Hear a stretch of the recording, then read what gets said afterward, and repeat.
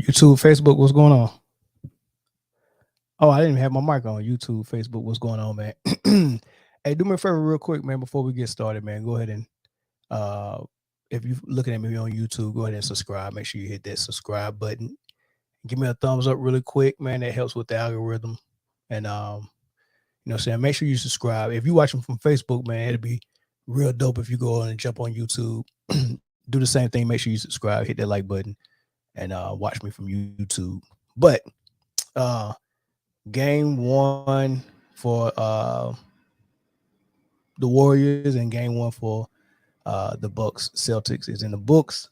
I already talked about the Bucks Celtics earlier, so this would be my thoughts on what I just seen with the Warriors. It was a good game. They let them play a little bit. I don't really want to talk much about the Draymond Green tech or flagrant foul or whatever. He got a flagrant two and got put out like in the second quarter or something like that. It is what it is. Actually, it kind of ignited the Warriors and they played. They was able to play a lineup that was probably a little bit more dangerous on offense, which is probably what they needed. Draymond was real crucial in the Denver series. Um, Draymond was real crucial in the Denver series with his defense. But I think in this round, I think them bringing in Kuminga early was probably better for the Warriors, and them starting Gary Payton, for defensive purposes on Ja, even though Ja gave him 34. I think that was decent coaching. So it's gonna be interesting to see what they do with Draymond next game. Because he ain't got nothing for Jaren Jackson Jr. He not gonna be able to neutralize that if he's gonna play the way he played and shoot the way he played or shoot the way he shot. With all that size and length and athleticism, that's gonna be a tough matchup for Draymond. But the thumbnail has Jordan Poole on it, and that's what I really wanted to talk about, man. He drops 31 points, and he shot it real well. I think he was 12 for 20. Steph, poured in some points as well, but he didn't shoot it as well as Poole. I really like the way Poole is shooting it, and I wanted to throw that question out there. Out of all the young guys, 25 and under, I know we're talking about the Lucas, the Tatums, the Ja Morants, and all that stuff, but is Jordan Poole amongst those names? Should he be considered in that category, or is he even better than that? Right? I'm saying somebody's saying he's a good pickup for the Golden State Warriors, making them hard to guard. Yeah, it does make them hard to guard because before it was already hard with Clay and Steph shooting the way they shoot, and this is before KD got there, but you couldn't leave Harrison Barnes open either. But he wasn't that good of a shooter as Poole. Then after Harrison Barnes coming off the bench, I think you had Ian Clark, who kind of was like a good 3-point shooter, but he couldn't really stay on the floor. They had some guys that can kind of shoot it, but they never got someone who could shoot it as well as Clay. I don't know if they shoot as well as Clay and Steph, but Jordan Poole is close. He's like, yeah, he ain't no slouch. He can fill it up, man, and then he takes big shots. He makes big shots. He's not scared of the moment. It don't seem like. We're beyond the first round, so you can get rid of that, beginner's look. Maybe he's so young and it's his first playoff series that he didn't know that he wasn't supposed to be playing that good. They already got done with that. He played good every game against Denver, and here it is, boom, second round. Whole different team, whole different situation on the road, and boom, 31, 12 or 20 shooting, hitting big shots in the fourth. It's amazing the way he is. So the title says Jordan Poole is a more complete player than Ja Morant. I 100% believe that. As a matter of fact, Jordan Poole is, the only thing that's keeping Clay in the starting lineup over Jordan Poole is the fact that it's Clay, and he's been there for a while. But if you're really thinking about it, Jordan Poole, he's the starter. He should be. Now, juxtaposing him against Ja Morant, I didn't say he was doing more than Ja Morant. I didn't say he was more valuable to his team than Ja Morant. I didn't say Jordan Poole was. I'm not really saying he's better than Ja Morant, right? Personally, I would take Jordan Poole over Ja Morant. I'm about to explain why. But I chose those words purposely. He's more complete than Ja Morant. If you take that last play from Ja Morant, yeah, they had less than 3 seconds left to get a shot off, right? And they ran a little inbounds play. Ja Morant took off running from half court, and it was pretty much the triangle offense. Um, that kind of not really a dribble handoff, but that Dennis Rodman was famous for coming to the top of the key or to the free throw line and getting in the high post and then hitting the backdoor screen to somebody from the wing or somebody from the corner in that triangle offense. And that's what the play was, right? And then Ja Morant had to get a full head sting going downhill to try to get a layup. I've always said when your best player has to get to the rim for his highest percentage shot or a high percentage shot period, when he has to get to the rim, that's problematic for when it's clutch or game winning shot time. And that's why everyone says for game winning shots, the Milwaukee Bucks go to Middleton instead of Giannis, because everyone knows in the NBA the whistle is going to be hard to get in the final seconds of a game. So going to the rim, you can get away with more on the dribble and on the shot as far as contact. So when your best player has to try to get to the rim for a game winning shot, that's problematic. That's the part of the game that Ja Morant don't really have that Jordan Poole does have. Jordan Poole don't have to get all the way to the rim, even though he can. But if that would have been Jordan Poole, he could have pulled up and stopped on the dime and hit the mid range. He could have pulled up and stopped on the dime and hit the three, right? Or he can get to the rim. He can do all of that. He's got size. He's got length. He can shoot. He can handle it. He play a little bit of D. He can play off ball. He can play with the ball.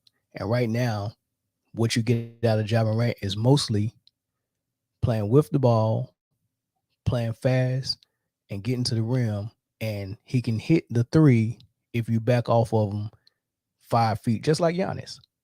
All those guys that rely on their athleticism, that has to develop their jump shot, they once they practice it for years and years and years, they can hit the open jump shot, but it's still an unnatural shot for them. So their best percentages is going to come when they're wide open in rhythm. But if someone decides to guard you all the way up on your hip, you're not going to get a high percentage shot unless you get all the way to the rim. And if that person is just as fast or just as strong as you and don't allow you to get to the paint, they're going to lock you up. That's why Pat Beverly was in Ja Morant's pocket like that, and that's why he struggled with that. They think that Ja Morant's probably going to have a better series because you've seen a little bit of them trying to get their high screen to get the switch with Steph Curry. But once again, Ja Morant get Steph Curry on him, and his best attribute was trying to get all the way to the rim. He tried to get all the way to the rim, and Steph Curry popped the ball out of his hand. Right, so it's a big difference when your best shot is you getting all the way in the paint, all the way to the rim. It's very hard to do on demand, especially when everybody know that's where you're going.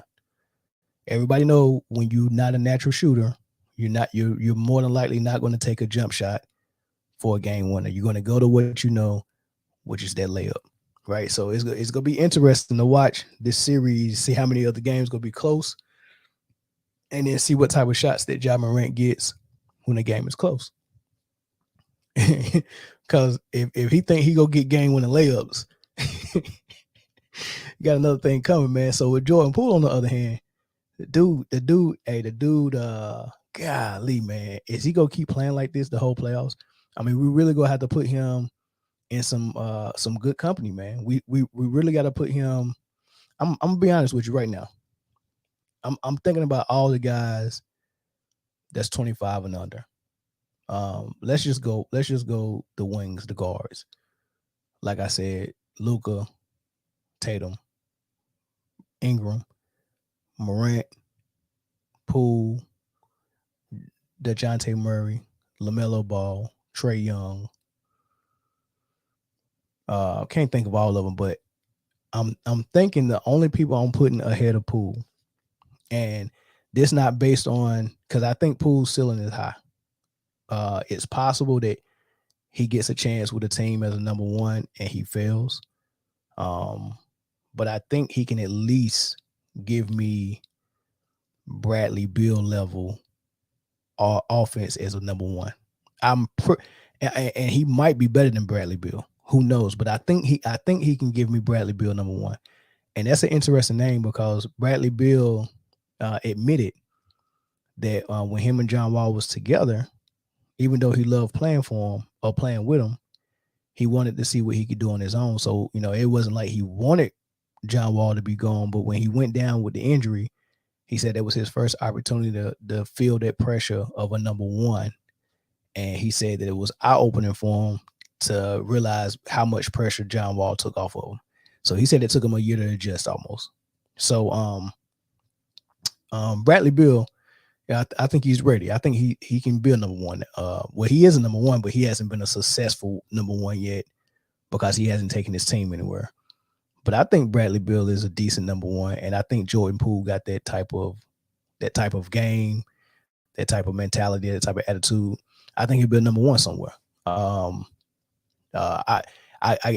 tell you what, I take Jordan Poole in Charlotte over Terry Rozier or Gordon Hayward. I bet you LaMelo Ball would love to play with Jordan Poole right now. LaMelo Ball, Jordan Poole, Bridges, and they get a big man to go come down there and help him out. That'd be nice. So I want him to stay with the Warriors, but I really do think I think he go outgrow his role out there. I think his potential is far more than just being instant offense off the bench, man. Because right now the way they're using him, he's just a bona fide. He's pretty much like Jordan Clarkson. A solid six man. Well, more than a solid six man. He's pretty much instant offense. He's Jordan Clarkson. I think he can do more than that. So it's gonna be up to him if he wanna stay being a six man like Jordan Clarkson or Jamal Crawford did his whole career, or do he want to do what James Harden did and leave that role and have a franchise take a chance on you as a number one and make it pay off, make them look good. So that's gonna be interesting to see down the stretch. But this series is gonna be interesting as well. I want to see him continue to perform well. And a lot of people made comments saying that he got the luxury of having a number one and a number two with all the pressure, and that's a smart assessment. That's true. That's why if I was ranking all the players, I wouldn't rank him above Ja Morant, but I am sticking with my story that he's a more complete player than Ja Morant, which means if you're more complete, your ceiling's going to be higher. And if your skill set is all the things that get better with time, like shooting and all that stuff, versus a guy like Ja Morant who greatest skill set are the things that get worse with time. Speed, leaping ability, athleticism, like that depreciates with time. That gets worse. Not Jordan Clarkson, but Jordan Poole, his shooting is only going to get better. The more reps he get up, the more opportunities on the floor he get, that gets better. Ja Morant's skill set gets worse. So which one you want going to going for your future? Which one is more complete as a player? Which one is more likely to be able to play without the ball if he happened to team up with another great player? Because the way Ja Morant plays is they're going to have to continue to put shooters around here, because if he get somebody on his team that needs the ball just as much as he do, I don't know if he had the ability to be out the ball that well. So just something to look forward to, look at. But yeah, man, this is gonna be a good series. I don't see a lot of manipulation from the whistle in this series. So this is probably going to be one of the ones with the best basketball to watch. where you're going to see more of the players deciding what happens um versus the league deciding what happens. I mean, because that Boston and Bucks series, man, I feel bad for the Celtics, man, because I don't think you stand a chance against Giannis and the Bucks with what I think the league want that outcome to be. I mean, I just don't. It's going to be very similar to what was happening in reverse for them when they played the Nets in the series before. You know, it's just going to look like they can never get close, or they get close but no cigar. So we'll see. But that's it, man. I just want to get on here, and not go long. I'll probably get on here and probably preview the Sixers Heat game 1 and series, and then Phoenix Suns and Dallas. Now the Phoenix Suns and Dallas, that's gonna be another one that that's gonna be similar to the Bucks and Celtics. I think the league got a lot of interest in that game as well, or that series as well. So the two series that you're gonna want to watch for the purest form of basketball, where they're really competing without interference from the referees, is definitely going to be the Warriors Grizzlies and the Heat Sixers. So those are the ones you want to watch. You know, the other ones and now if you want to bet on one, you bet on the Bucks Celtics. If you want to bet that the Bucks will advance, or if you want to bet the Bucks will advance, that's the one you bet money on, because it's a 0% chance. I'm saying it now. It's a 0% chance that the league doesn't let Giannis advance from this series. 0% chance. So and then after that, after they finish with the Celtics, there's nobody else really in their way. I think Miami don't really stand a chance against them. And I think if the Sixers happen to get past them, I don't think the Sixers stand a chance. Right? So they might not win. I mean, they might not lose more than at the most 2 games in this series. And then the next in the Eastern Conference Finals, I don't see them losing. They're not going to go in game 7s in none of these series. Right? 4-2 in both of them. And then go all the way to the finals. And from the finals, I just gotta listen to what everyone is saying, and then look at what Vegas is saying, and then from there I would know which team they want to win, depending on who make it to the finals. So, but right now I know for a fact the Bucks are going to the finals. Bliss, what's up, man? I agree. I feel that the rest are pushing towards a Bucks victory. 100%. 100%, man. I feel bad for people who didn't know that the league was like that. I mean, you can still watch and entertain, and enjoy the entertainment. It's just like when WWE fans enjoy their wrestling. You know what I mean? You can still enjoy it. You just know that if the league wants something to happen, it's gonna happen 9 times out of 10, and they can make it happen. So look forward to that Bucks in the finals. And shoot, will it be the Warriors or the Suns? I don't think it'll be Dallas. I'm leaning toward Warriors Bucks. Actually, I already said Warriors and Bucks. But who how they want that story to end, I don't know who writing this script, but I don't know who wins that one. So that might be one we might just have to watch. But if you had to put your money on somebody, it's gonna be Bucks Warriors. And that's facts, man. But yeah, that's it, man. Quick 20-minute video, man. I catch y'all next time. Actually, matter of fact, I catch y'all tomorrow.